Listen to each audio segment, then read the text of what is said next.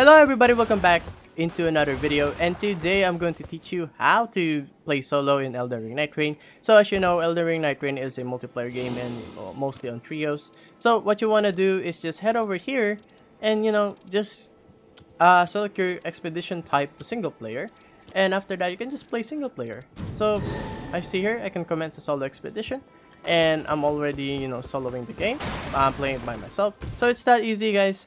You can play by yourself, you don't need friends that much. So if you guys like this video, be sure to like and subscribe to the channel and turn on notification, and as always I'll see you guys on the next video.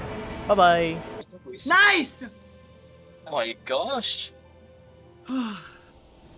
Basic naman ng larong to. Failed.